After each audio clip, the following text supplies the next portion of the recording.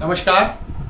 अंतर्राष्ट्रीय योग दिवस के इस अवसर पर मैं सभी साधक साधिकाओं को हार्दिक शुभकामनाएं एवं बधाई प्रेषित करता हूं। कोरोना संक्रमण के कारण गत वर्ष की भांति इस वर्ष भी राजस्थान स्वास्थ्य परिषद अंतर्राष्ट्रीय योग दिवस के कार्यक्रम का आयोजन डिजिटल ऑनलाइन माध्यम से करने जा रहा है, जिसमें आप सभी की सहभागिता अपेक्षित है। इस अवसर पर राजस्थान स्वास्थ्य परिषद के अध्यक्ष डॉक्टर राजेंद्र जी छाबड़ा से मैं निवेदन करूंगा कि वे अपने उद्बोधन से हमें अनुग्रहित करें। डॉक्टर राजेंद्र जी छाबड़ा। योगनिष्ठ भाइयों और बहनों, आज का दिन 21 जून हम सब भारतीयों के लिए एक गौरवमय इतिहास रचना का दिन है। संयुक्त राष्ट्र महासभा द्वारा आज के दिन को अंतर्राष्ट्रीय योग दिवस मनाने की संयुक्त राष्ट्र महासभा ने मान्यता प्रदान की है। संयुक्त राष्ट्र महासभा ने यह भी स्वीकार किया है कि योग स्वास्थ्य कल्याण के लिए पूर्णतावादी दृष्टिकोण प्रदान करता है तथा योग जीवन के सभी पहलुओं में सामंजस्य भी बिठाता है। इसीलिए बीमारी के लिए रोकथाम, स्वास्थ्य संवर्धन और जीवन शैली संबंधी कई विकारों के प्रबंधन के लिए माना भी जाता रहा है। हमारे ऋषि मनीषियों द्वारा प्रतिपादित योग विधा प्राचीनतम विधाओं में से जानी जाती है और इसके माध्यम से हम शारीरिक, मानसिक और आध्यात्मिक ऊर्जा को प्राप्त कर स्वस्थ जीवन शैली को अपनाने में सफलता प्राप्त करते हैं। मुझे इस बात का प्रसन्नता है कि इस वैश्विक महामारी कोरोना के काल में इसे छुटकारा पाने के लिए हमारे जयपुर स्थित 33 योग साधना केंद्रों के साधकगण, संचालकगण नियमित अभ्यास कर इससे छुटकारा पाने में अपनी सहभागिता को दर्शाया है, लाभ प्राप्त किया है। क्योंकि योग का अभ्यास इम्यून सिस्टम को मजबूत बनाता है और बीमारी को अपने पास नहीं आने देता है। आज के इस दिन को हमारा गौरवमय संस्थान, इसके सदस्यगण इसे सामूहिक रूप से न मनाकर अपने व्यक्तिगत स्थान पर रहकर ऑनलाइन के माध्यम से मना रहे हैं।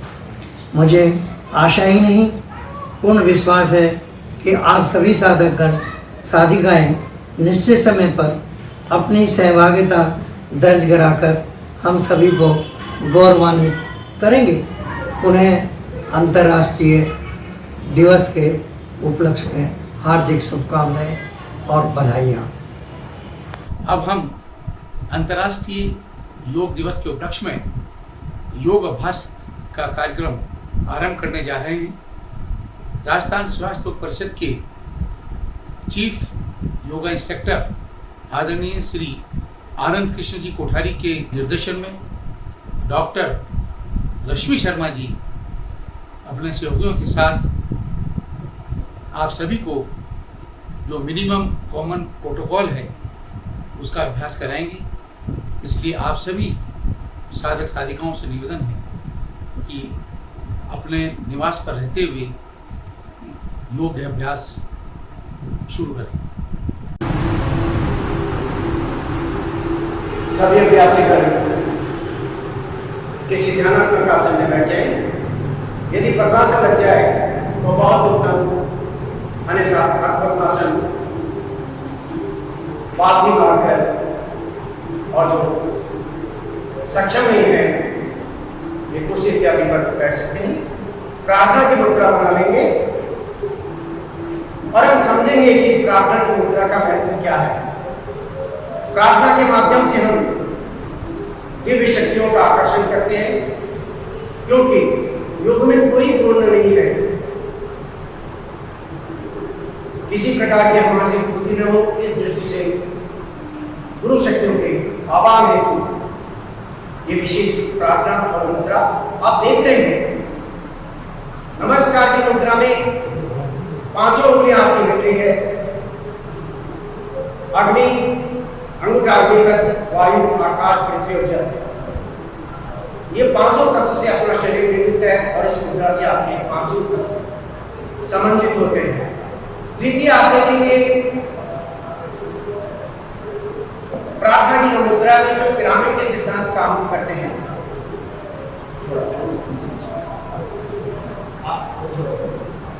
आप देख रहे हैं एक ट्रायंगल, दो ट्रायंगल जिनका मुंह ऊपर की ओर खुल रहा है, एक बड़ा ट्रायंगल जिसका मुंह नीचे की ओर खुल रहा है। तो इसका क्या होता है, जब आपने मनुष्य के मुख भी देखे होंगे, जो ट्रायंगल का मुंह नीचे की ओर खुल रहा है उससे ईश्वर की शक्तियां आपके ओर आकर्षित होती हैं। और ये दो ट्रायंगल आपके इनका मुंह ऊपर की ओर खुल रहा है, इसे मानी लगती है, ईश्वर आकर्षित होती है। इसी भांति पद्मासन में आपके ट्रायंगल्स बन रहे हैं। एक बड़ा ट्रायंगल आगे बढ़ रहा है, तीन ट्रायंगल अंदर की, तो जिससे बाहर होता है मान के ईश्वर को और ईश्वरी शक्तियां आपकी आकर्षित होती हैं। और इसी भांति शंखनाद, गोवृत्त का दीप ज्वलन, अग्निहोत्र, वर्तमान परिप्रेक्ष्य में दीप अग्निहोत्र और शंखनाद, ये वायुमंडल को पॉजिटिव और विषाणु से मुक्त करते हैं। तो प्रयास ये करना चाहिए कि हम योग का प्रारंभ करें तो अग्निहोत्र यज्ञ, दीप यज्ञ और शंखनाद से प्रारंभ करें। तो प्रारंभ करेंगे हम शंखनाद से, 3 बार शंखध्वनि करेंगे।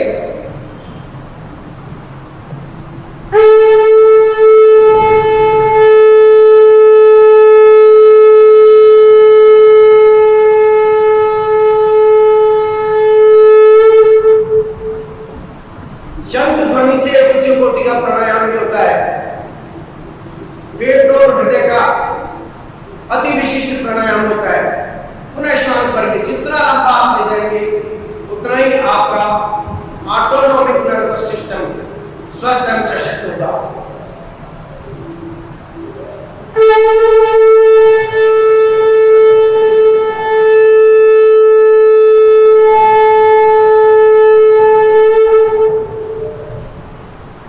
जितने देर शंखनाद या उनका नाद करते हैं, जो देर शंख नाद करने में असुविधा हो या व्यवस्था नहीं हो, उन्हें इसके स्थान पर उनका नाद करना है। उतनी देर शांत निर्विकल्प बैठना।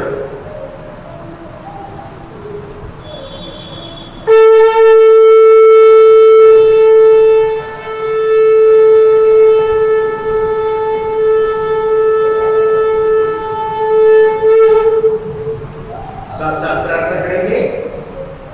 श्वास भरें। ओम संगच्छध्वं संवदध्वं संवो मनांसि जागृता देवा भागयता पूर्वे संजानाना उपासते।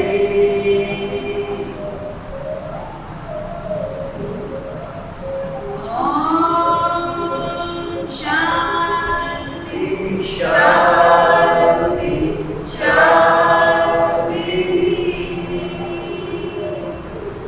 दोनों हथेलियां रखेंगे और गरम गरम हथेलियां आंख पर, चेहरे पर।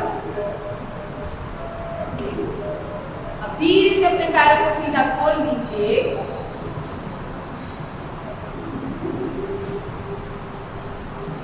और खड़े हो जाएं।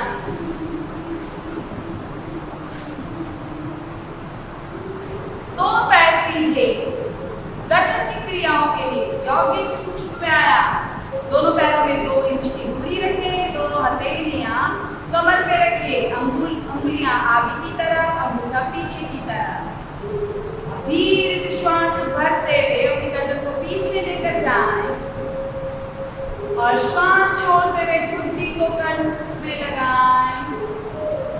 धीरे धीरे गति करते हैं तो उसका प्रभाव शरीर की सूक्ष्मतम इकाइयों पर पड़ता है।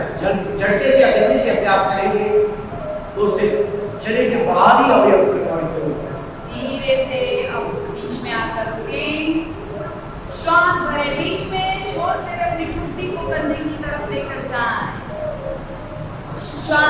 करें बीच में, छोड़ते हुए बाईं तरफ लेकर जाएं, ठुड्डी को गर्दन की तरफ, धीरे से श्वास भरते हुए बीच में,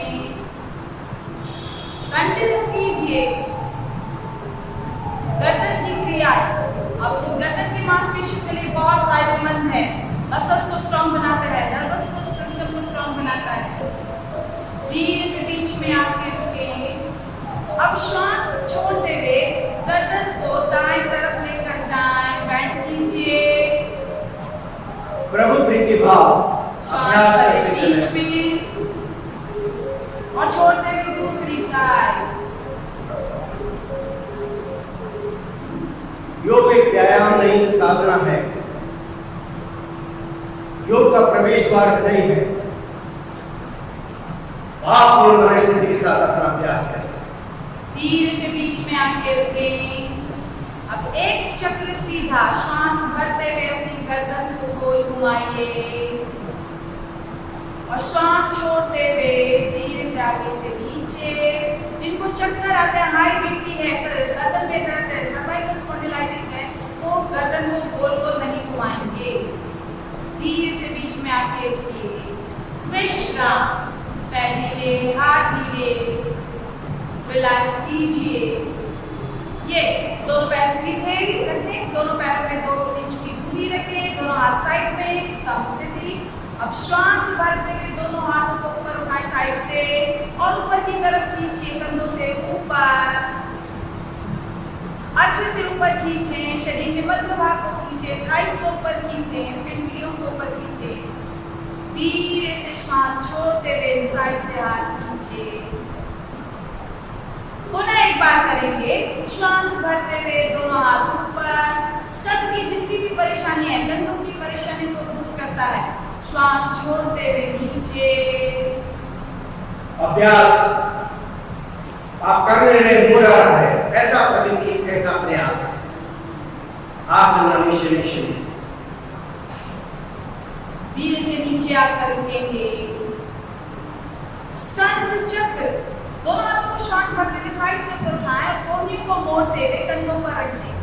अब धीरे से श्वास भरते हुए पीछे से हाथ को ऊपर उठाएं, शरीर के पास से ले जाते हुए कोहनी को मिलाते हुए आगे से श्वास छोड़ते हुए नीचे लाएं।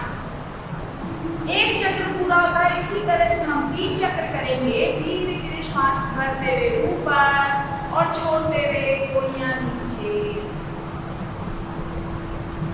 इसी को उल्टी तरफ से घुमाएंगे। श्वास भरते हुए आगे से कोहनियां मिलाते हुए सिर के पास से दोनों कोहनी को ले जाते हुए नीचे लाएं। फ्रोजन शोल्डर में बहुत फायदेमंद, कंधों के दर्द में, सर्वाइकल स्पॉन्डिलाइटिस में फायदेमंद। धीरे धीरे करने से कंधों का दर्द दूर हो जाता है। धीरे से बीच में आके रुकिए, हाथों को साइड से श्वास छोड़ते हुए नीचे। विश्राम, रिलैक्स। चेस्ट की भी बहुत ही अच्छा व्यायाम होता है इससे। कटी संचालन, दोनों पैरों में थोड़ी दूरी कीजिए, 2 फुट जितनी दूरी। दोनों हाथों को सामने रखिए, फैलाइए श्वास भरते हुए ऊपर। अब श्वास छोड़ते हुए दाईं तरफ घूमिए, दोनों हाथों को भी साइड में ले जाएं। श्वास भरते हुए बीच में आए, छोड़ते हुए दूसरी साइड ले जाएं और इसी तरह से अपनी कटी को चलाते जाएं। श्वास भरते हुए बीच में आए, छोड़ते हुए दूसरी साइड। कमर से निचला शरीर स्थिर रहे। यह हमारे कवटी प्रदेश के लिए फायदेमंद, स्पाइनल फ्लेक्सिबिलिटी को बढ़ाता है। बहुत ज्यादा कमर दर्द हो तो थोड़ी सावधानी से कीजिए, धीरे धीरे कीजिए। धीरे से बीच में आके रुके, हाथों को नीचे ले आए। विश्राम। Healthier spine, healthier person. Elasticity of spine means your this rigidity means always. घुटनों का संचालन, दोनों पैरों में पूरी रखें। आपके दोनों हाथों को थाइस के ऊपर रखें। श्वास करते हुए दोनों हाथों को सामने, श्वास छोड़ते हुए घुटनों को मोड़ते हुए जैसे आप चेयर पे बैठते हैं वैसे बैठें। श्वास भरते हुए ऊपर। फिर से पूरा एक बार करेंगे। श्वास भरिए ऊपर। जिनके घुटनों में बहुत तेज दर्द है वो इसे ना करें, खासतौर पे आर्थराइटिस के दर्द वाले घुटनों में गैप है तो इसे ना करें। श्वास भरते हुए ऊपर विश्राम, रिलैक्स, शीत है। अब हम आते हैं आसनों पर। ताड़ासन। दोनों पैरों को कंधों की जितनी दूरी रखे, पैर सीधे, दोनों हथेलियां थाइस के पास रखें। अभी श्वास भरते हुए दोनों हाथों को साइड से ऊपर लेकर जाइए और ऊपर ग्रिप बना लीजिए दोनों हथेलियों की और ऊपर खींचिए अपनी हाथों को, कोहनियों को, कंधों को, शरीर के मध्य भाग को, जंघाओं को, पिंडलियों को, और अब धीरे से अपनी एड़ियों को भी ऊपर उठा लीजिए और होल्ड करके रखिए। यहाँ पर श्वास सामान्य रहेगा। जब आसन में रुके तो बुलवर का दबाव या वेंटिलेटर जैसा तनाव आपके शरीर में ना आए। असुविधा हो सरल स्थिति में आ जाना, विश्राम पाकर पुनरावर्तन करना। धीरे से एड़ियों को नीचे रखिए और हाथों को साइड से नीचे पुनः ले आए। विश्राम, रिलैक्स। वृक्षासन। दोनों पैर सीधे। अब अपनी दाएं पैर को बाई जंघा के पास में रखें। दाएं पैर के पंजे को बाई जंघा के ऊपर रखें। जितना ऊपर रख सकते हैं उतना ऊपर रखिए। दोनों हाथों को साइड में, श्वास भरते हुए दोनों हाथों को ऊपर उठाइए।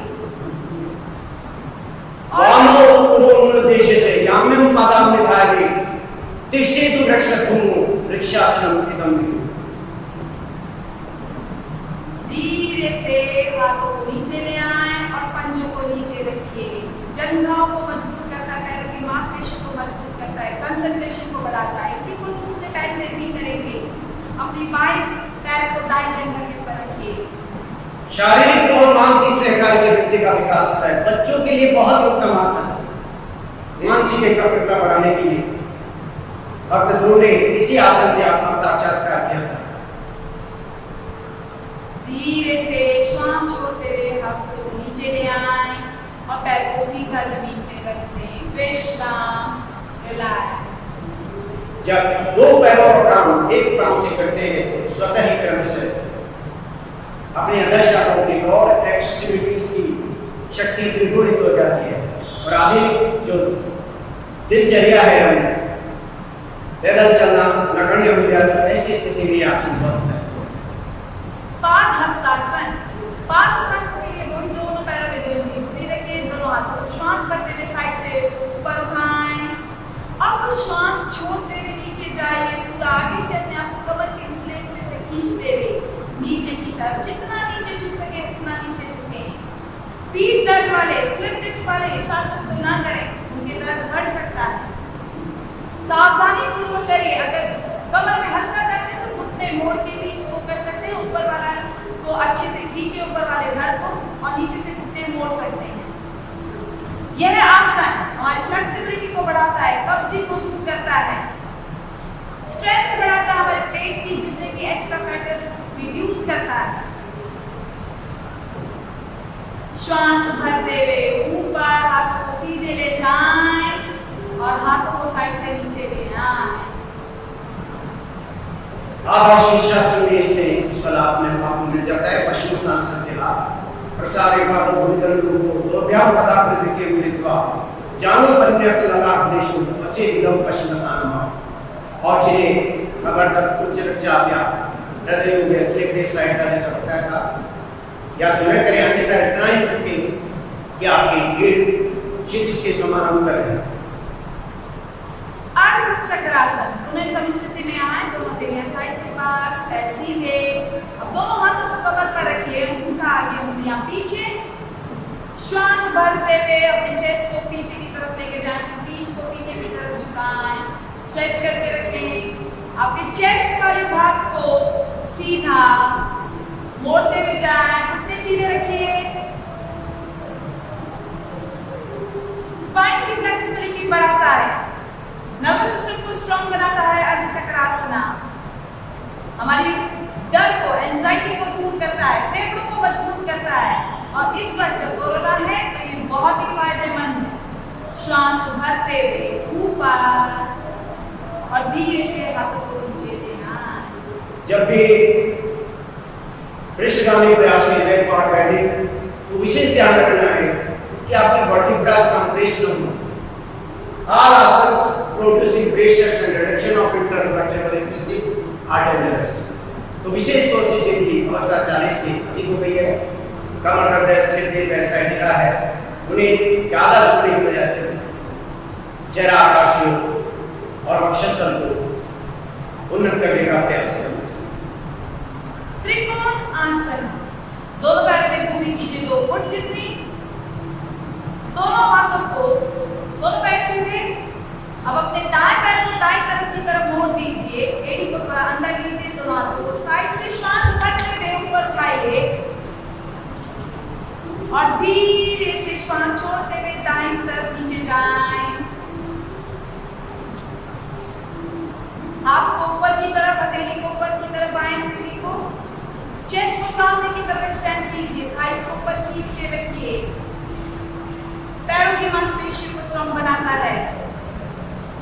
शरीर के साथ मन का भी ध्यान रखना। जब भी आसन में स्थिर रहे, अपने स्वाभाविक श्वास के आने और जाने को देखिए। श्वास भीतर जा रही है, सो बाहर निकल रहे हम। मन को श्वास प्रश्वास की डोर से बांध देना जीवन का परम लक्ष्य है, आत्म साक्षात्कार। और अभ्यास के साथ सोहम जो आंतरिक जप है, उसके साथ आप मन को एकाग्र करते हैं कि उसका इसमें शास्त्रों में क्या वर्णित है। सोहम जपते जपते पहुंचो दशमे द्वार, ब्रह्म का द्वार सहस्त्रार्थ तक आपकी चेतना प्रवृत्त होती है। धीरे से श्वास भरते हुए ऊपर, हाथ को नीचे ले आए, पैर सीधा कीजिए। अब इसी को दूसरी साइड से करें। अपने बाएं पैर को बाईं तरफ लेके जाएं, एड़ी को अंदर की तरफ, श्वास भरते हुए दोनों हाथों को ऊपर खींचिए। अब श्वास छोड़ते हुए नीचे की तरफ जाइए। पैरों की पिंडलियों की बहुत अच्छी एक्सरसाइज, पैर के पंजे में जिसका फ्लैट फुट है वो इससे ठीक होता है। श्वास भरते और छोड़ते रहें। कुर्यादाश्रमे स्थिरम आरोग्यम च अनुलाभम। जब विधिवत आसन का अभ्यास करते हैं तो शरीर में दृढ़ता आती है, रोग निरोधक क्षमता आपकी बढ़ती है, जो कि आज के परिप्रेक्ष्य में विशेष आवश्यक है। धीरे से श्वास भरते हुए ऊपर, हाथ धीरे से नीचे, पैर सीधे, विश्राम, रिलैक्स। अब हम कुछ आसन बैठकर करेंगे। बैठिए, पैर सीधे रखिए, दंडासन की स्थिति में आएंगे। दोनों हथेलियां थाइस के पास चिपका करके, कमर गर्दन सीधी रखिए, पंजे सीधे रखिए। भद्रासन, भद्रासन के लिए दोनों पैरों को घुटनों से मोड़ते हुए साइड में फैला दें, कमर को सीधी कर लें, कंधे पीछे रखें, दोनों हथेलियों से अपने दोनों अंगूठों को पकड़ के होल्ड कीजिए, रोक कर रखिए।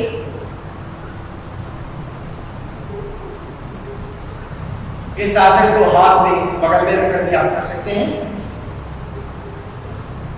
हाथ बगल में टिकाकर घुटनों को जमीन से लगाने की चेष्टा घुटनों के दर्द में बेहद लाभकारी। ये रिप्रोडक्टिव सिस्टम को स्ट्रॉन्ग बनाता है, हमारे यूरिनोजेनिटल सिस्टम को स्ट्रॉन्ग बनाता है। कमर दर्द को ठीक करने का बहुत अच्छा इसका अनुभव है। श्वास लेते और छोड़ते रहें। और वही सोहम की ध्वनि श्वास भीतर जा रही है, सो बाहर निकल रही है। ये धारणा है, प्राण धारणा, धारणा से ध्यान परिवर्तन होता है। आस लेना रजोन की, जैसा नाम से यह भद्रासन जेंटलमैन पोज, आपकी तामसिक और राजसिक प्रक्रिया दूर होती है और सात्विक प्रकृति का उदय होता है। शिवानंद जी ने भी कहा है, जैसा योग पार्श्विक प्रकृति को दिव्य प्रकृति में रूपांतरित करता है तथा आपको दिव्य महिमा और ज्योति की ज्योति पर बैठा है। धीरे से अब दोनों पैरों को घुटनों से मोड़ते हुए पैरों को सीधा करेंगे। विश्राम, विश्राम अवस्था में दोनों हथेलियां पीछे, पैरों को ढीला छोड़ दीजिए, हल्की सी कदम को साइड में और रिलैक्स कीजिए। वज्रासन, वज्रासन के लिए अपना दाहिना पैर मोड़िए पहले, फिर बायां पैर मोड़िए। घुटने से दोनों बच्चों को मिला लें, एड़ियों को साइड में फैला लें और अब अपने दोनों हथेलियों को अपने दोनों घुटनों पे रख दीजिए, कंधों को पीछे कीजिए, चेस्ट बाहर, रीड को सीधा रखिए, मेरुदंड को सीधा रखिए। जंगाभ्याम वज्रकृत कृत्वा बुध पार्श्वे पदाहुः वज्रासनं भवेदेतत् योग के नाम सिद्धिदायक है, बहुत ही महत्वपूर्ण आसन है। और भोजन के उपरांत भी आप इसको कर सकते हैं। आप देख रहे हैं जब एड़ियों का आधार मिलता है नितंबों को, तो स्वतः आपकी रीढ़ सीधी रहती है। एड़ियों पर दबाव और खिंचाव जो आसनापास की विशिष्टता है। एड़ियों का दबाव नितंबों पर पड़ता है तो साइनसाइटिस व्याधि से आप मुक्त रहेंगे। और नितंबों का दबाव जब टखनों के नीचे वाले भाग पर पड़ता है, प्रजनन तंत्र से संबंधित रिफ्लेक्ट पॉइंट होते हैं, तो आपका जेनेटल सिस्टम स्वस्थ रहता है। पिंडलियों पर दबाव पड़ने से आपका पाचन तंत्र स्वस्थ रहता है। और जब सीधे बैठते हैं तो स्वतः श्वास जो पेट का 24 घंटे व्यायाम होता रहता है, तो उससे आपकी पाचन प्रक्रिया स्वस्थ होती है। और घुटने मोड़कर बैठने से जो आदर्श आपका उपयोग आपका रक्त प्रवाह होता है, वह पाचन अंगों की ओर केंद्रित होकर आपके पाचन को स्वस्थ एवं सुषम करता है। उत्तान मंडूक आसन। इसी वज्रासन पोस्चर में ही अपने दोनों घुटनों को फैलाएंगे, दोनों हाथों को सांस भरते हुए साइड से ऊपर लेकर जाना है और अपनी कोहनियों को मोड़ते हुए जितना अपनी हथेली को पीछे की तरफ, शोल्डर ब्लेड की तरफ खींच सके खींचे, चेस्ट को एक्सटेंड करें, होल्ड करके रखिए, श्वास प्रश्वास यहाँ करते रहिए। अस्थमा में फायदेमंद, लंग्स की कैपेसिटी को बढ़ाता है, इम्यूनिटी सिस्टम को स्ट्रॉन्ग करता है। उत्तान मंडूक आसन जैसे एक मेंढक की भांति, जैसा कि इसका नाम है, उस तरह से इसका पोज। वर्तमान जो जीवन शैली है हमारी, और स्वतः ही आगे आगे झुकने की प्रवृत्ति रहती है अपने शरीर के ऊपरी भाग की। परिणाम क्या होता है? कंधे और गर्दन के दर्द विकसित हो जाते हैं। ऐसी स्थिति आ जाती है कि सर्वाइकल रीजन की क्रॉस कंप्रेस होती है, उन नसों पर दबाव पड़ने से आपको लंबा तक आ जाता है। कंधे या गर्दन में दर्द होता है, सिर दर्द होने लगता है, वर्टिब्रल ये जो कैरोटिड आर्टरीज आपकी सुस्त हो जाती है, तो मस्तिष्क की ओर खराब होने से। और इस आसन से आप देखें ये जो विकृतियां आपकी आने की संभावना रहती है, जिन्हें आ गई है वे उससे मुक्त होते हैं। और जो बिना किसी व्याधि के रहते हैं इस तरह की व्याधियों से मुक्त रहते हैं। जैसा योग ने कहा, prevention is better than cure. धीरे से श्वास करते हुए दोनों हाथ ऊपर और साइड से श्वास छोड़ते हुए हाथ नीचे, पैर सीधे नीचे, विश्राम। दोनों पैर सीधे, रिलैक्स नीचे। वक्रासन। वक्रासन के लिए दोनों पैरों को सीधा कीजिए, दंडासन की स्थिति में आए, दोनों हथेलियां थाइस के पास में, जंघाओं के पास में सीधी रखें। अब अपने दाएं पैर को घुटने से मोड़िए और बाएं पैर के घुटने के पास रख दीजिए।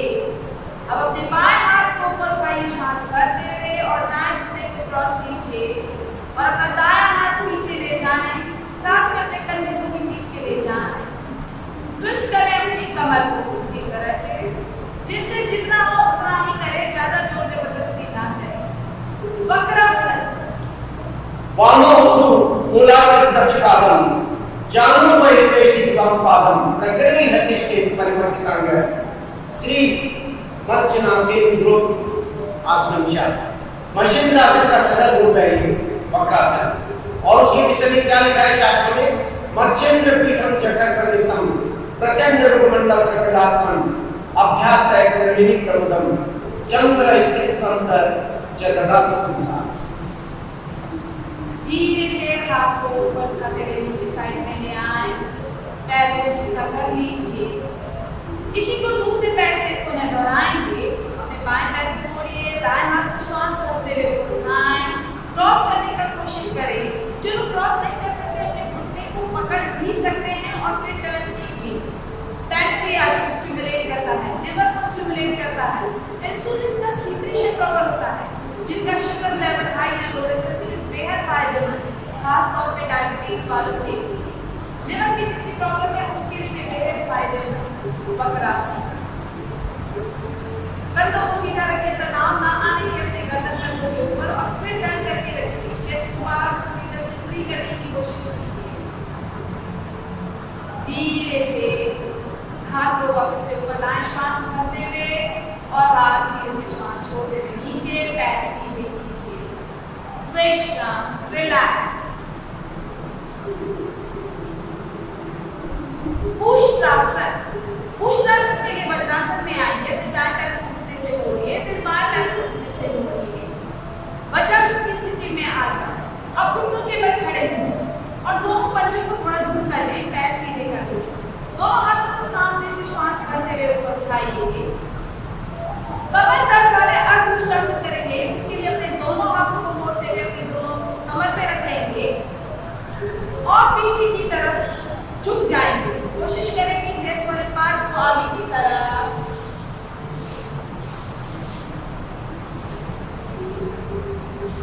श्वास भरते हुए ऊपर और हाथ धीरे से नीचे। इसे एक बार पुनः दोहराएंगे भुजंगासन के रूप में। जो लोग अर्धउष्टासन कर रहे हैं वो हाथ दोनों में रखेंगे और जो लोग भुजंगासन कर रहे हैं अपने दोनों हाथों को श्वास भरते हुए ऊपर उठाएंगे और अपने दोनों एड़ियों को पकड़ने का प्रयास करेंगे। प्रत्येक योगी का अभ्यास इसलिए सदैव ध्यान रखें, यथाशक्ति यथासाध्य। हर व्यक्ति की क्षमता पृथक पृथक होती है।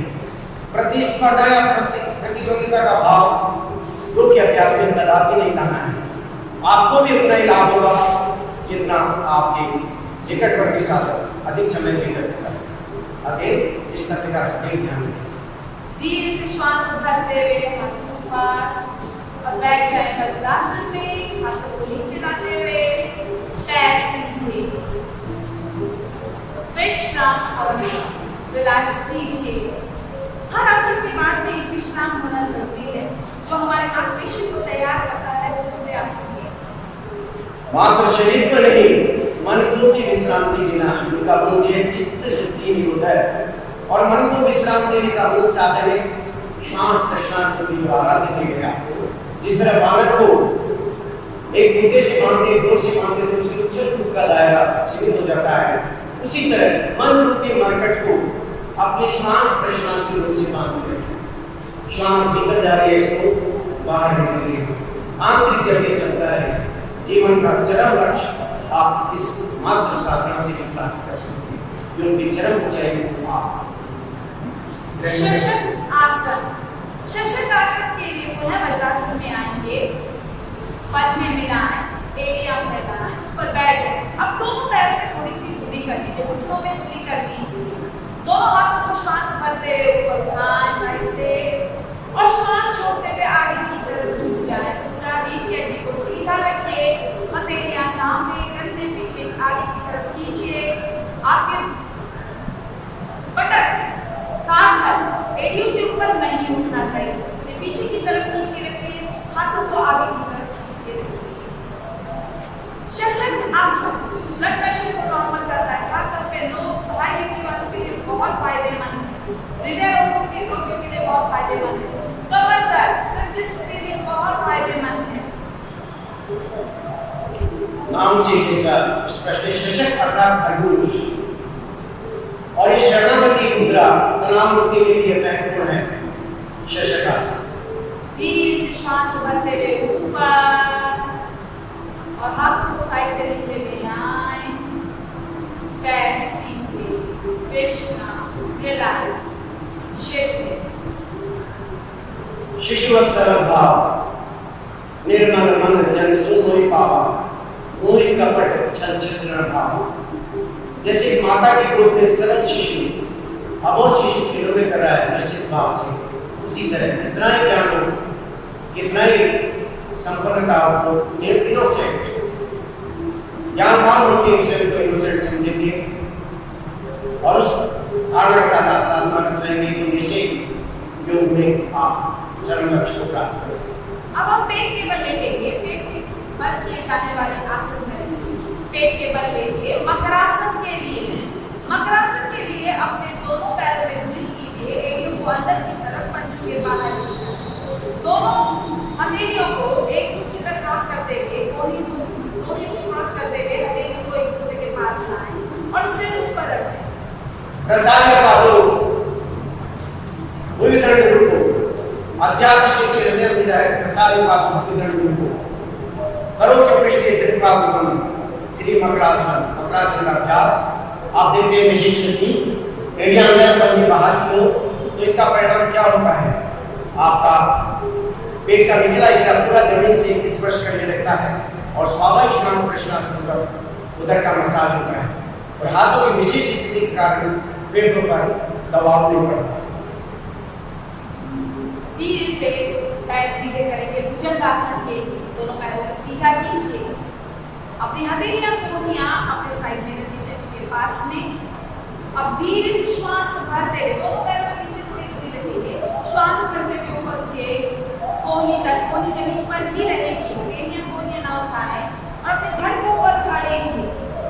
भुजंगासन का ये सरल रूप है जो हर कोई कर सकता है। फिर भी जिनको स्टिफनेस की प्रॉब्लम है इसे थोड़ा सावधानी पूर्वक करें। भुजंगासन। इससे पूर्व आपने किया था वक्रासन, अत्याशिषे के हृदय में पूर्ण चपात प्रविशाल मनो शिरस्य कृत्वा करकर देहादि कारण वक्रासन, जठराग्नि को बढ़ाने वाला आसन। और ये भुजंगासन अंगुष्ठनाभि पर्यंतम अधोमुख विकसित धराम करतलाभ्याम बिंदु ऊर्ध्व शीर्ष पड़े दमा मंदाग्नि बुजुर्ग कांतुने आप वाले आपके से भी और कम खाकर भी आप जैसा सर होता है एक मेंढक या चिकनी खाकर सत्ता पर गुजारा कर लेता है, इसी तरह आपकी शुदा का नियंत्रण स्थान। इसे पुनः दोहराएंगे। जो लोग इतना कर सके उतना करें। वापस से श्वास भरते हुए ऊपर आना है और धीरे धीरे जो लोग उसमें चल पाएंगे अपनी बॉडी को ऊपर उठाएं। रोके।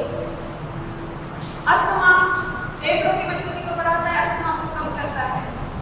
चेस्ट, फेफड़े पूरी कार्यक्षमता से काम करने लग जाते हैं। डर, एंजाइटी, डिप्रेशन में बहुत फायदेमंद।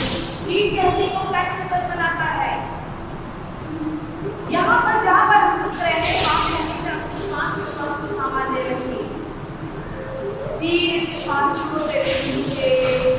प्रयास करना है, हाथों पर दबावना है, बिना प्रयास बिना दबाव के 1.5 को अधिक से जितना हो सके प्रयास करना। विश्राम। अब हम करेंगे पीठ में बन किए जाने वाले आसन। इसके लिए घूम जाए धीरे से शलभासन। शलभासन। वापस से पेट के बनाए, पेट के बने ही रहे। दोनों पैर सीधे, दोनों हथेलियों को जंघा के नीचे रखिए। घुटनी को जमीन पर लगाएं और धीरे धीरे श्वास भरते हुए दायां पैर ऊपर उठाएंगे। अर्धशलभासन। आलम्ब भूमि करने तलागाम बाबू चश्मे भीतर की चोदर बदन की पीठम शलभम मुनिंद्रा। शलभासन और भुजंगासन दोनों एक दूसरे के पूरक हैं।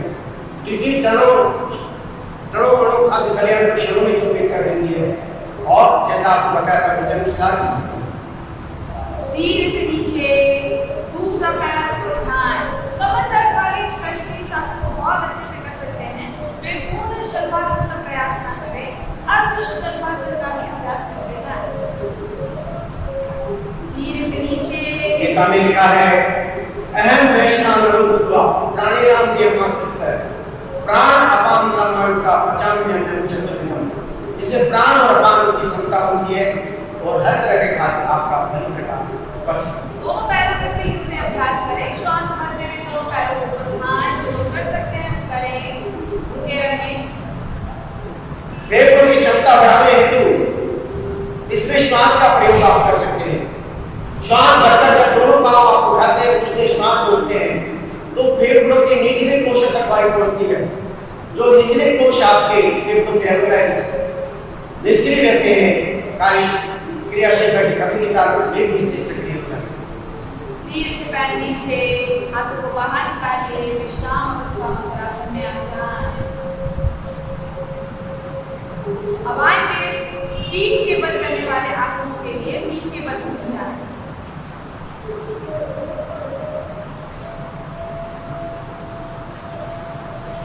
सेतु बंधासन। सेतु बंधासन के लिए अपने दोनों पैरों को घुटनों से जोड़ लीजिए। दोनों पैरों में घुटनी रखिए। अपनी हथेलियों से अपने दोनों एड़ियों को पकड़ने का प्रयास करें। श्वास भरते हुए अपनी कमर को अधिक से अधिक ऊपर उठा लीजिए। इतना ऊपर उठाएं कि घुटनी आपकी गर्दन में लग जाए। रुके रहें। यहाँ पर श्वास प्रश्वास सामान्य रखें। ब्रिज पोज की तरह, एक ब्रिज की तरह इसका पोज बन जाता है। थायराइड ग्लैंड के लिए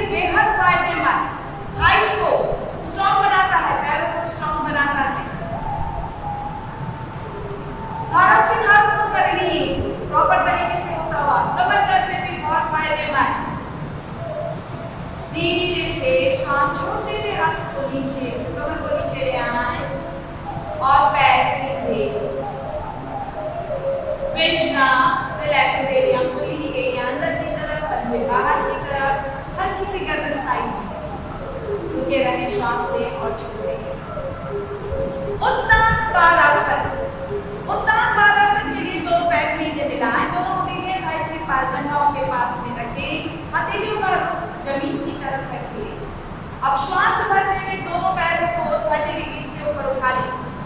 कमर दर्द वाले एक एक पैर ही ऊपर उठाएंगे, वो दोनों पैर 30 डिग्री पर एक साथ ऊपर नहीं उठाएंगे। रुके रहें, यहाँ श्वास लेते और छोड़ते रहें। उत्तान पादासन हमारे पेट की एक्स्ट्रा चर्बी को कम करता है, आमाशय की जितनी भी मांसपेशियां हैं उनको स्ट्रॉन्ग बनाता है, खाने का पाचन दुरुस्त करता है, कोर स्ट्रेंथ बढ़ाता है। धीरे से नीचे लाइए, विश्राम, रिलैक्स। इसे एक बार पुनः दोहराएंगे। जो लोग एक एक पैर से कर रहे थे वो दूसरे पैर से करेंगे। दोनों हथेलियां साइड में ही श्वास भरते हुए दोनों पैर 30 डिग्री पे पुनः उठाएं, रुके रहें, श्वास लेते और छोड़ते रहें। आपकी रीढ़ की हड्डी जमीन पर चिपकी हुई रहनी चाहिए।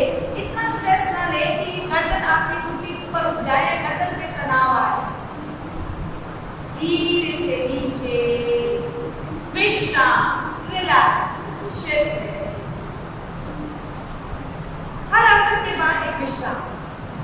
शरीर और मन दोनों का विश्राम।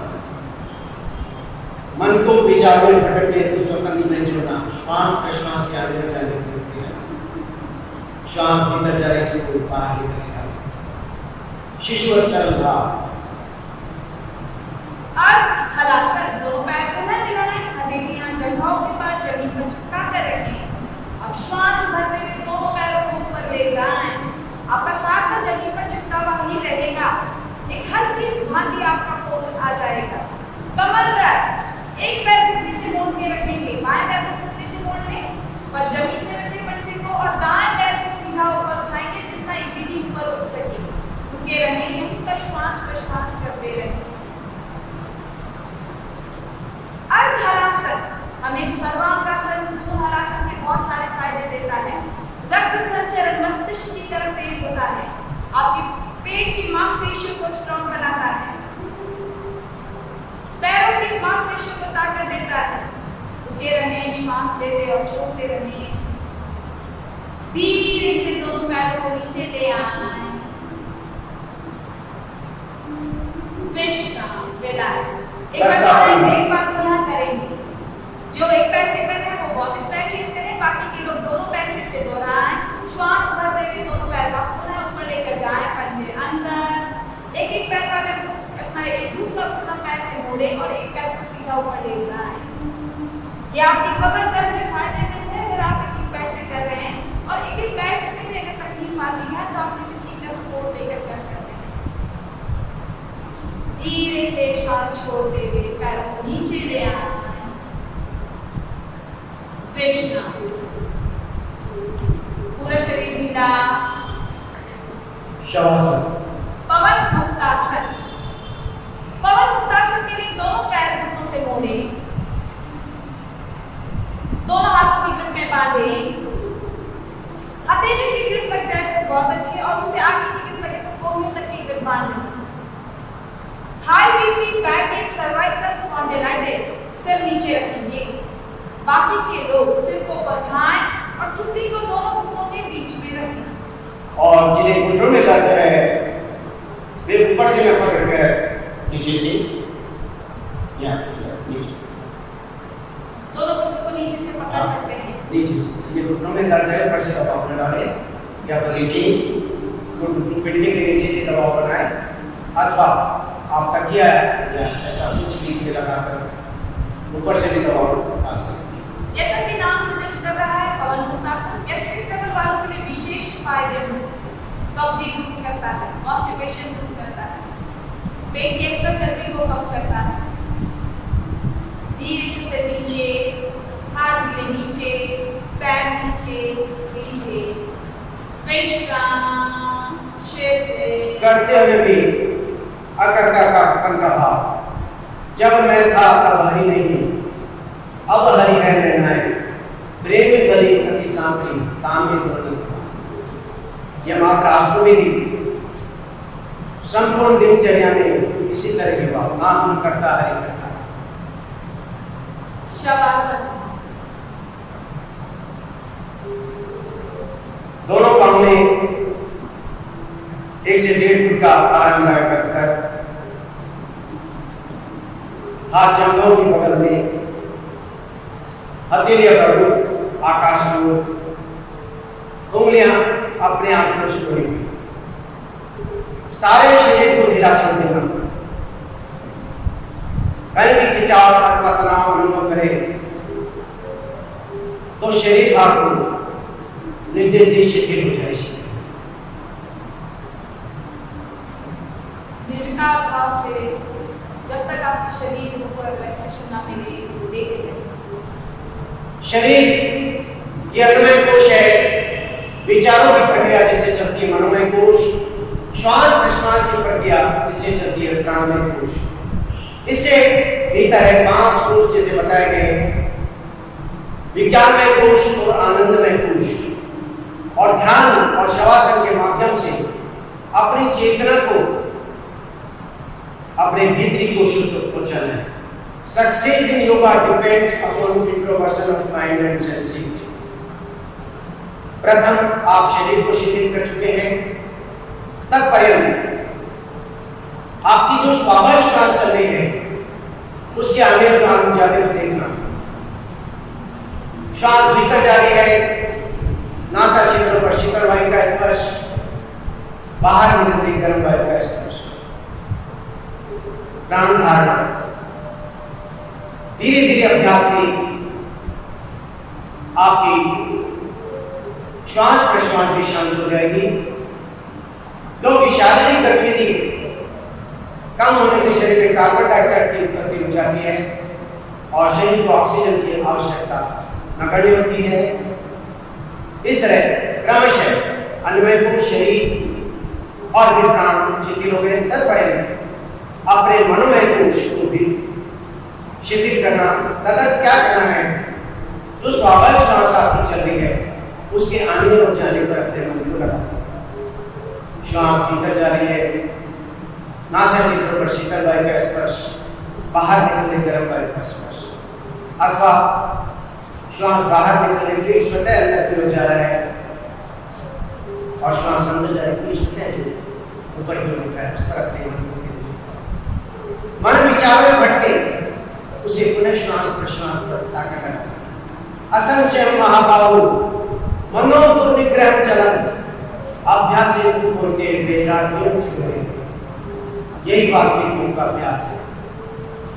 योग क्रिया नहीं, प्रक्रिया है, जुड़ने की प्रक्रिया। जिस तरह जब आपकी हड्डी टूट जाती है तो डॉक्टर क्या करता है, उस जोड़ को सटा देता है और प्लास्टर बांध देता है। और यही प्रक्रिया इसमें कि अपने को प्रतीक प्रीति भाव से सटाकर अपने तन मन प्राण को शिथिल कर देंगे तो सतह ऊपर सत्ता से आप हो जाएंगे, योग हो जाएगा। और अपनी चेतना को वापस हम, क्योंकि सीमा समय की है, अतः अधिक समय न देकर आप अपने चेतना को पैरों की रहना है, हाथों की रहना, गर्दन दाएं बाएं, दाएं बाएं स्ट्रेच करें, टर्न करें, पहले दाएं तरफ बाएं तरफ,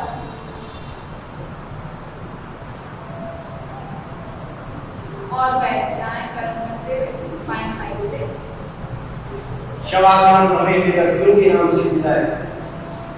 जिस भी आसन में सुखपूर्वक बैठ सके, ध्यान में जितने भी आसन, सिद्धासन, पद्मासन, अर्ध पद्मासन, वज्रासन, घुटनों के दर्द वाले सुखासन बैठ जाए। दोनों हाथों की ज्ञान मुद्रा बनाना, कपालभाति क्रिया के कपालभाति क्रिया इसके लिए दोनों हाथों की ज्ञान मुद्रा बना के रखें, जैसे मेरुदंड को सीधा रखें, कंधों को पीछे रखें और अब श्वास छोड़, गहरा श्वास करें और फिर श्वास छोड़ते चले जाएं।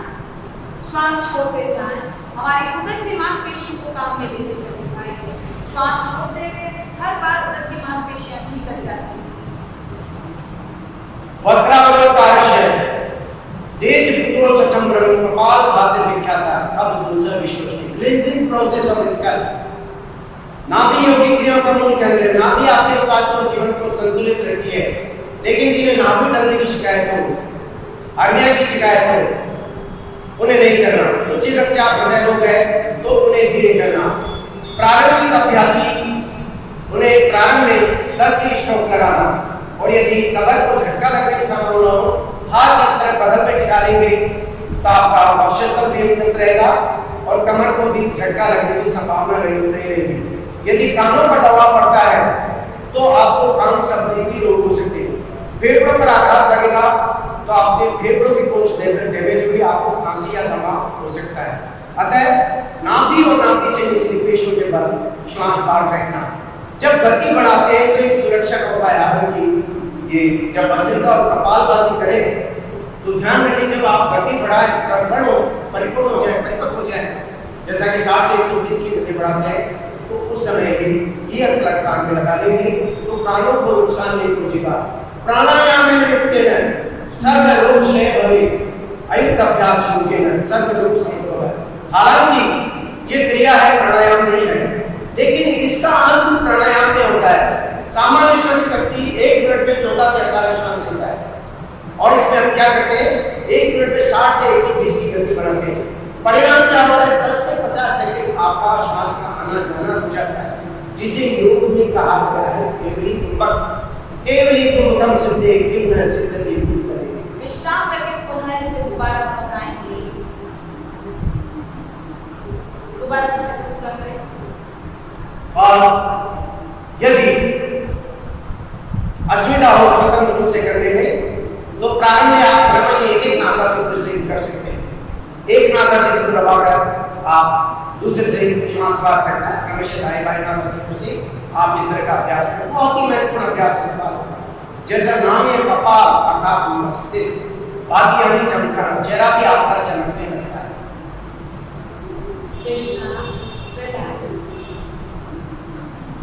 एक बार पुनः दोहराएं, अंतिम बार श्वास छोड़ते जाएं। कपाल भाती क्रिया धीरे धीरे ही अपनी क्षमता को बढ़ाइए। एक बार में 40 बार कीजिए, फिर एक श्वास लीजिए, फिर दोबारा कीजिए। एक साथ बहुत सारा ना करें और धीरे धीरे अपनी क्षमता को बढ़ाते चले जाएं। हर आवर्तन के बाद शांत निर्विकल्प बैठना, ईश्वर परिधान, शोध संतोत्तर स्वाध्याय ईश्वर परिधान, यम और नियम में और शोध न भूलें। आप ध्यान में साधना कर रहे हैं। विश्राम, रिलैक्स। नाड़ी शोधन प्राणायाम, और इसे अनुलोम विलोम प्राणायाम भी कहते हैं। अपने दाएं हाथ की अंगूठे से दाईं नासिका को बंद कीजिए और बाएं से श्वास भरिए धीरे धीरे। जितना श्वास भर सके भरें, चेस्ट को एक्सपैंड कीजिए।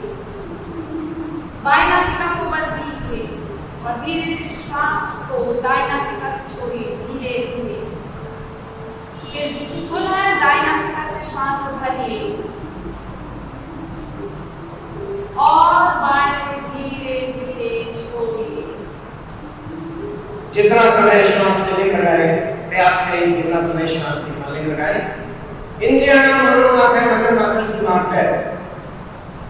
इंद्रियों का स्वामी मन है तो मन का स्वामी है श्वास प्रश्वास। जब आप श्वास प्रश्वास को अनुशासित करते हैं तो आपका मन अनुशासित होता है। मन अनुशासित रहता है आपकी ज्ञानेंद्रिय अनुशासित, और उनसे जुड़े हुए आपके समस्त शारीरिक अवयव जैसे जीवा है स्वाद के लिए पूरा पाचन तंत्र आपका स्वस्थ एवं सशक्त होगा। कोई बालक हो, वृद्ध, किसी तरह की व्याधि हो, बिना श्वास रोकने के प्रयास के साथ ये अनुलोम विलोम का अभ्यास सभी आदि व्याधि से मुक्त करके समाधि में प्रतिष्ठित करता है। धीरे से बाईं नासिका से श्वास को बाहर निकालते हुए क्रम को पूरा कीजिए। हाथ धीरे से नीचे ले आए। और इसमें और भी उन्नत आप जोड़ सकते हैं, जैसे कि कागर में सागर। आप श्वास भरें तो ओम का नाम करते हुए नाक से श्वास निकालेंगे। आने की उन्नत प्रक्रिया है। जैसे श्वास आपने भरी और जब विचलन करें तो उनकी ध्वनि को ओम के भी लाभ आपको प्राप्त हो जाएगा। ब्रह्मणी और प्रणव के लिए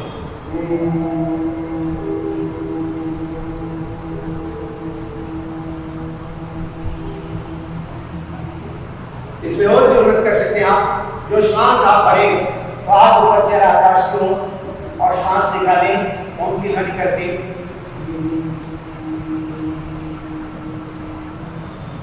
तो इससे ओम के नाद के ये अनुलोम विलोम के कई गुना लाभ आपके बढ़ जाएंगे। बगल से भी आप कर सकते हैं, साइड से भी कर सकते हैं। शीतली प्राणायाम।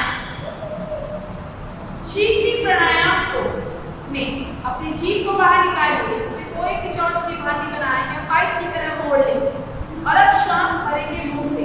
पाइप से श्वास भरें, अच्छे से गहरा श्वास भरें मुंह से और मुंह को बंद करते हुए दोनों नासिकाओं से श्वास को धीरे से बाहर निकालेंगे।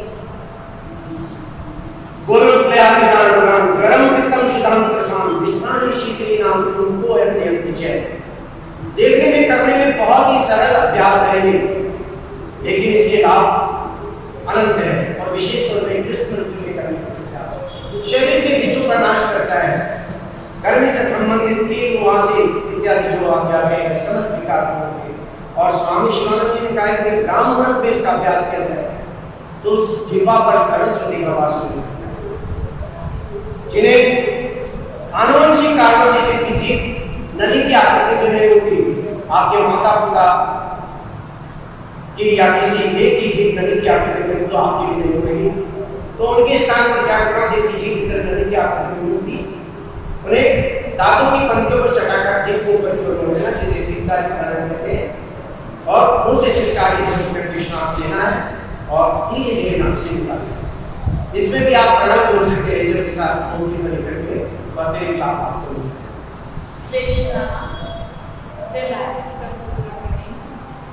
भ्रामरी प्राणायाम। भ्रामरी प्राणायाम के लिए अपने दोनों मुट्ठी से अपने दोनों कानों को बंद कीजिए और अपनी चारों उंगलियों से अपने आंखों को बंद करें। अब श्वास भरें गहरा और धीरे से गुंजन करते हुए अपनी श्वास को छोड़िए।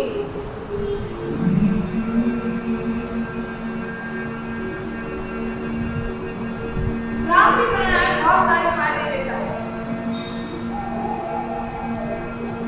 जो ओम के नाम के लाभ है, नहीं भ्रांति के लाभ है, उसमें विशिष्ट क्या होता है, मस्तिष्क में कंपन होने से अल्फा तरंगें उत्पन्न होती है। आप जानते हैं आइंस्टीन बहुत बड़ा वैज्ञानिक हुआ है, उनके मस्तिष्क से अल्फा तरंगें बहुत अधिक निकलती थी।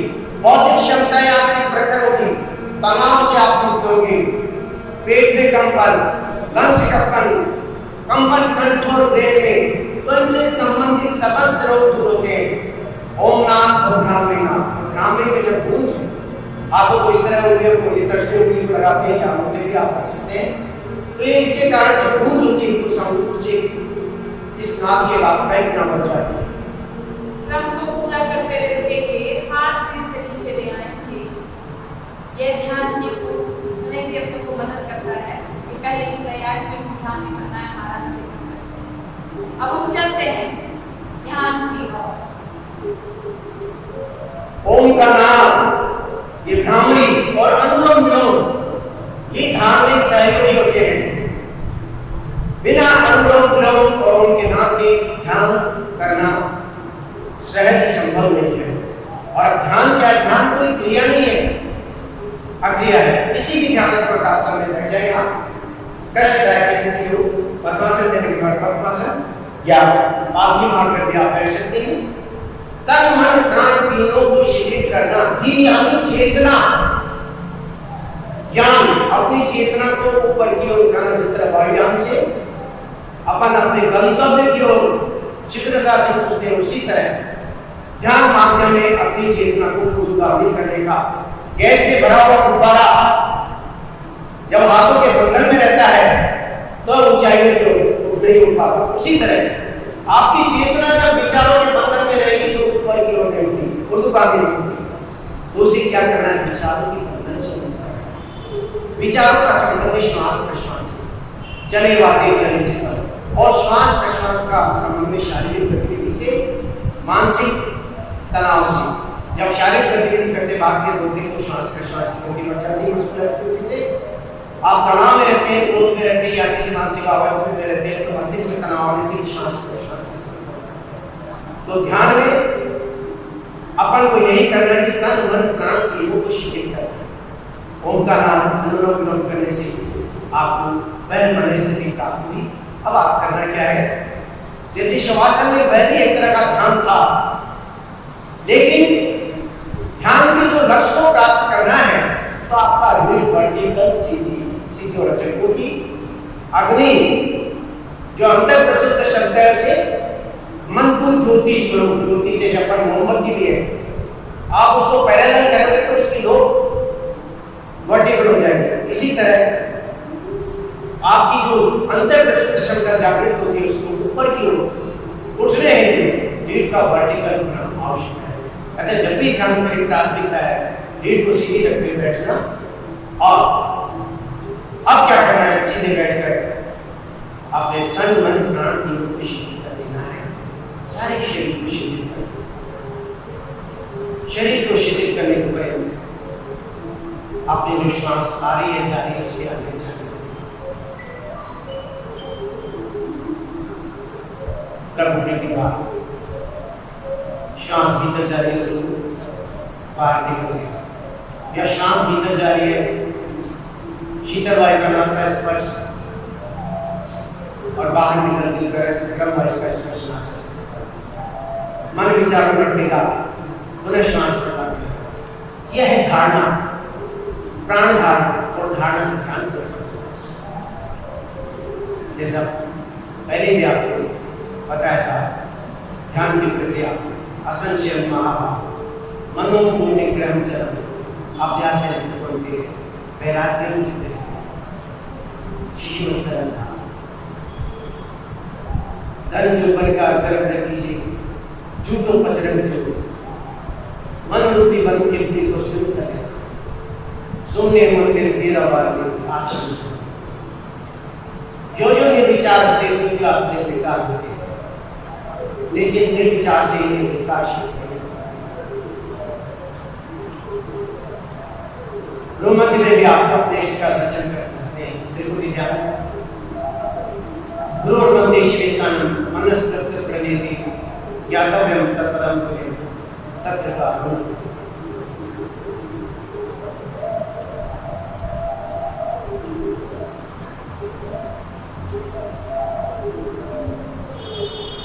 बारीक ध्वनियों को सुने, ऐसे सुने जैसे पक्षी के कर्ण को सुनते, उसके विषय में चिंतन।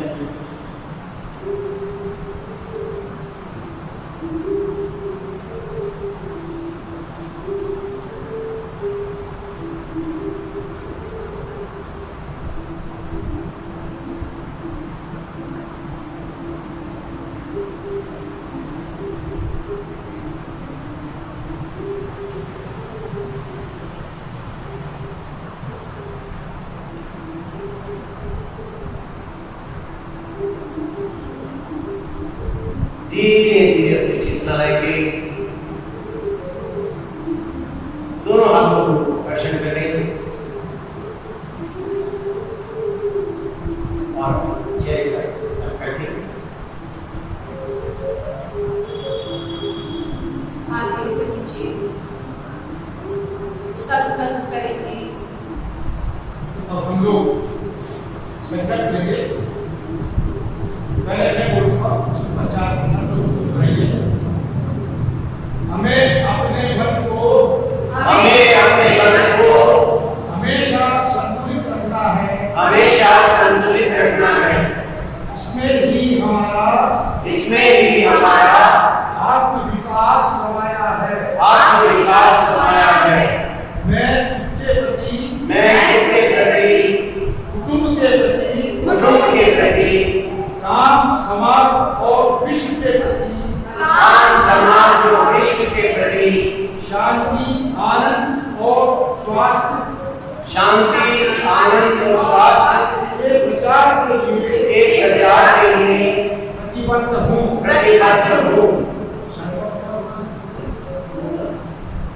शांति पाठ करेंगे, पहले एक लाइन में बोलूंगा फिर सबको उसको दोहराएंगे। ओम सर्वे भवन्तु सुखिनः। ओम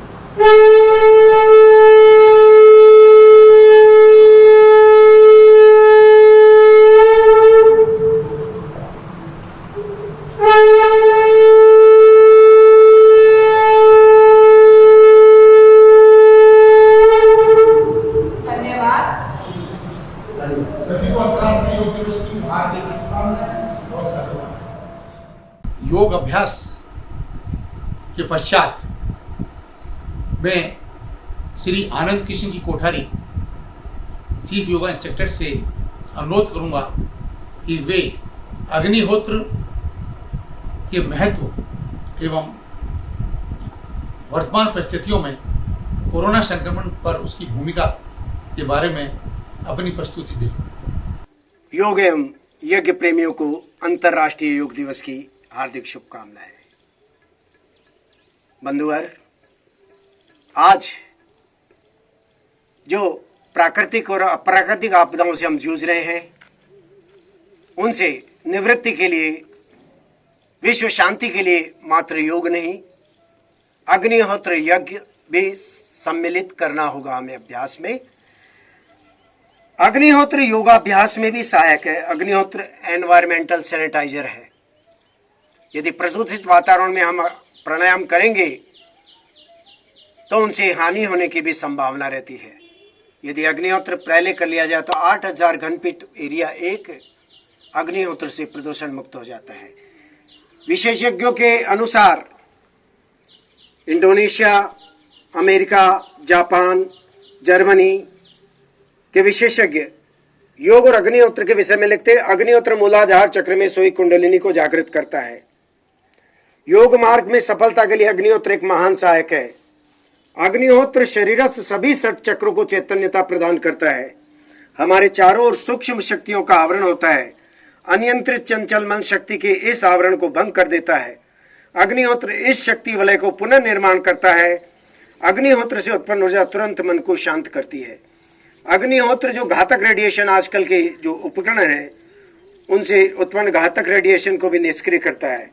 मानसिक एकाग्रता, ध्यान, जप, नाम स्मरण आदि का अभ्यास करने वालों का यह अनुभव है कि अग्निहोत्र के तुरंत बाद यदि उपरोक्त साधना की जाए तो उनमें कल्पनातीत सफलता मिलती है। जो ग्लोबल वार्मिंग का कारण है ओजोन परत में छेद, तो नित्य अग्निहोत्र करने से ओजोन गैस भी निर्माण होती है, जो तत्काल 30 किलोमीटर ऊपर जाकर ओजोन परत में छेदों को भर देती है। इस तरह पृथ्वी के जीवन को बचाने में हम अपना योगदान करते हैं। पृथ्वी, जल, अग्नि, वायु, आकाश, इन 5 तत्वों से मनुष्य शरीर बना है। इन्हीं 5 तत्वों से सारी प्रकृति बनी है। अग्निहोत्र इन तत्वों को शुद्ध करता है। मनुष्य इसी प्रवृत्ति का एक अंग है। इसलिए अग्निहोत्र से उसके शरीर की सभी नस नाड़ियां शुद्ध होती है।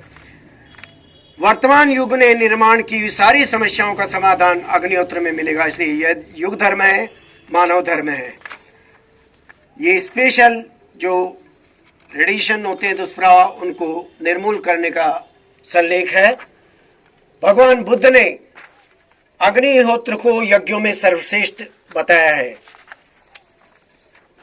योगेश्वर श्री कृष्ण नित्य अग्निहोत्र करते थे। भगवान श्री कृष्ण प्रातःकाल उठकर नहाते, फिर वेद मंत्रों का उच्चारण करते और सूर्योदय पर नित्य अग्निहोत्र करते। ये महाभारत के शांति पर्व से जो व्यक्ति पर्यावरण से जीवन के लिए ऊर्जा, प्राण ऊर्जा लेता तो है, परंतु अग्निहोत्र द्वारा उतनी ऊर्जा पर्यावरण को वापस नहीं लौटाता, वह मेरी नजरों में चोरी है।